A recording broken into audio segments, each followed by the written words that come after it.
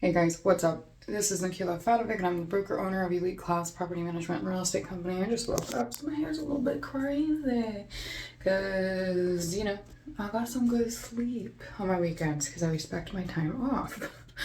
So I wanted to talk to you guys about the current market and the scams that are going on when it's coming to realtors and loan officers and mortgage brokers. And quite frankly, I'm really sick of it because I am more of like a property manager, investment agent. So I'm all about the numbers.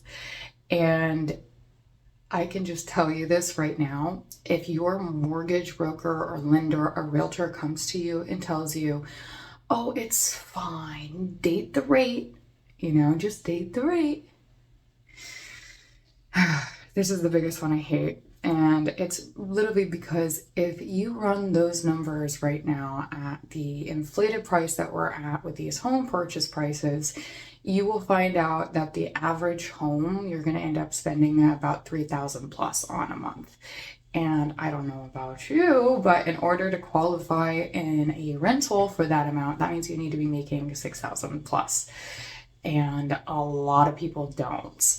And yeah, so even if you're able to get qualified for that and your DTI is close enough and you're able to get that approval, I really don't think people should be dating those rates, because dating the rates is one thing, but what your lender and your realtor and your mortgage brokers are leaving out is the fact that if those rates go down, it more than likely means that inflation has gone down, which means prices for homes have more than likely dropped. Okay, now if you've ever refinanced or you're familiar enough with the business, when you refinance, you usually have to get some type of appraisal to justify your home's value. Now, with us being at this top of the mountain with inflation, if your home's value drops drastically or even just a little bit, let's just say $20,000, and you go and you get a refi, you're gonna have to more than likely make up that difference. And especially if like you are a first-time home buyer, there's all of these additional terms and conditions where you can only take out XYZ, or you could do like, the rate and term, but then it's like you still have to show that the home is appraising. And it's not really a good thing, because normal first-time home buyers who are in the lower working class or the middle working class, they're going to end up getting burnt because they're not going to probably have all of this money to come up with again to pay the lender, again to make these, price modifications and differences to be able to close that. So they're stuck. A lot of them end up getting stuck, and then they end up having a crisis, and then they can't afford their mortgage, and that's how the cookie crumbles. And housing crisis is restarted.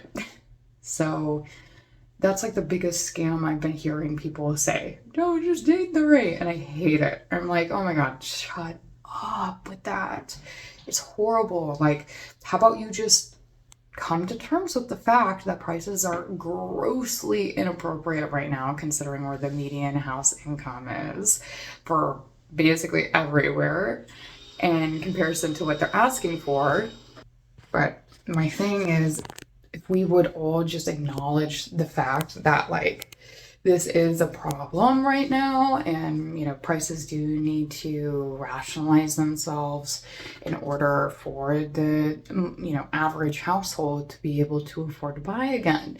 This isn't like when the pandemic started and rates hit an all-time low, and the SBA and the government were just handing out free checks.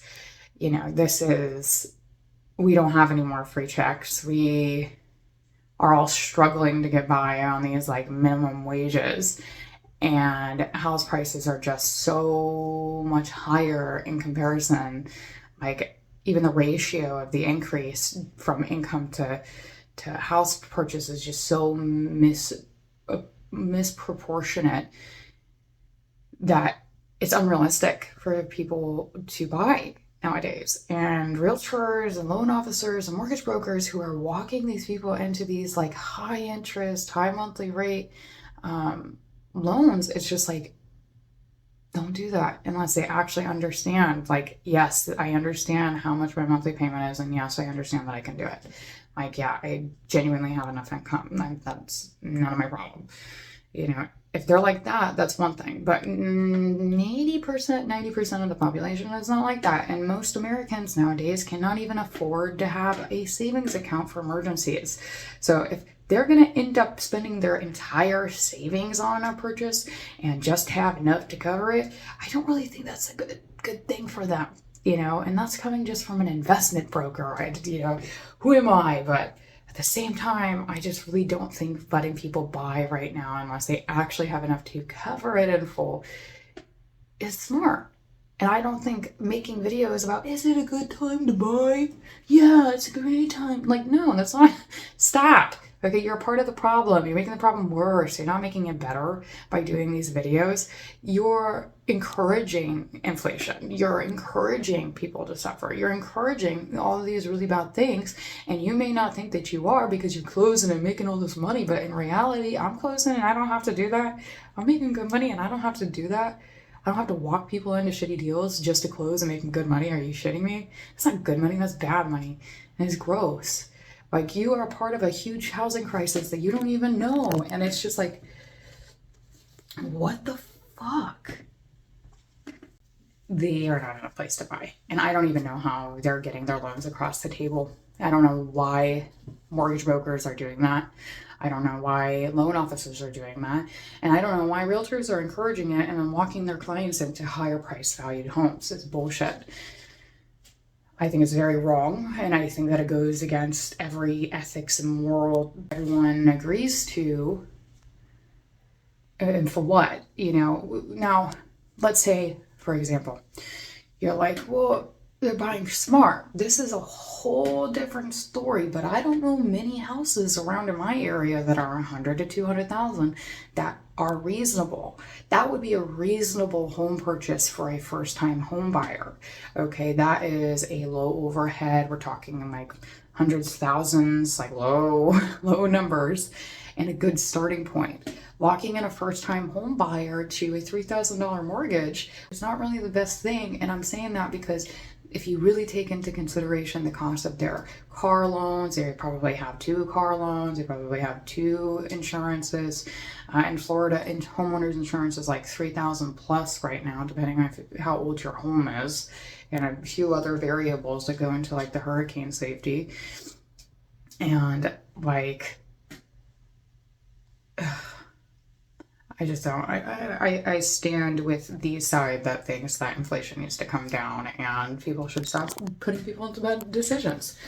And this is again why I am an investment broker and like investment real estate broker and an investment property manager.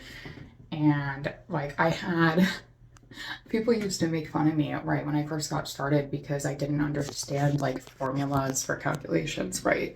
So I made it a point to really like study up on those formulas and really become educated throughout my career for when I was a broker, and I could understand it a lot better. While those same people that used to make fun of me, I ended up catching up, slipping up on their numbers. So it's really important to understand like your numbers when you're buying a house, and you really need to understand that you shouldn't just have like a safety net of a couple thousand. You should be looking at like 10 to 20,000, because if you are someone that doesn't have health insurance, or you're like, you know, you do have health insurance, but it's really hard to afford it, you need to keep that safety net as large as possible, like 10 grand, 20 grand. The history of the prices of these homes, it's crazy. They've doubled in prices in 2 years. Like 2 years they've doubled in prices. 3 years, that's not sustainable at all, and it's not going to be like that forever.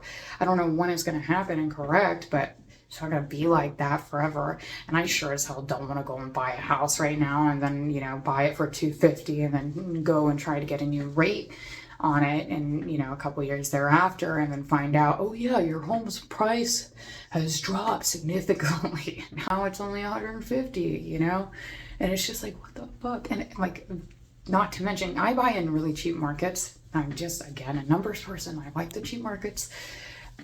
Imagine if you're going to like Jersey, if you're going to New York City, if you're going to, all these other places where I've also done work in, and you realize, the houses now are close to 1 million. Average is 500 and plus. If you buy that house that, a couple years ago was selling for 300, what are you going to do when that price value drops drastically and then finally the rates change? Are you going to come up with all that cash to make that difference? It's going to be hundreds of thousands of dollars in difference to pay just to get a different rate. And people don't understand that. And I think it's really fucked up because all of these loan officers and mortgage brokers and realtors are like, oh yeah, go for it, it's really good. It's like, no, it's not good at all. Stay away from balloons, okay? If you are a first-time home buyer, do not get a balloon mortgage. Do not work with predatory lenders. Shop your rates around. Try to get the best rates so really just watch the numbers. If you're thinking about buying, if you could, try for sale by owner, but not like the greedy idiots who are going on Zillow and thinking that their house is like $400,000 when really it's priced at $280,000. I'm talking about like the for sale by owners that are off market completely and you have to go find. So that's it. Those are the scams right now. That and land scams. I almost got really, really badly scammed by a land scammer. So glad we got out of that one. And I learned a lot about it. So now we're requiring IDs every single time for listings. Yay. So, yeah. Watch out, guys. World is kind of chaotic. Aliens are real. And that's all I have for right now. If anything, feel free to reach out to me. I am still doing Airbnbs. I'm not really working with buyers right now. I'm working more so on the seller side, more leasing side. I've been doing a lot of multifamily lately. So I've been doing leasing agencies for these larger complexes. Basically, they gave me exclusive rights and then I'm the leasing agent for an entire complex. And that's just where we've been doing it. But, either way, we're selling, buying, leasing, and still doing management. So feel free to reach out about anything. And I will talk to you soon. All right.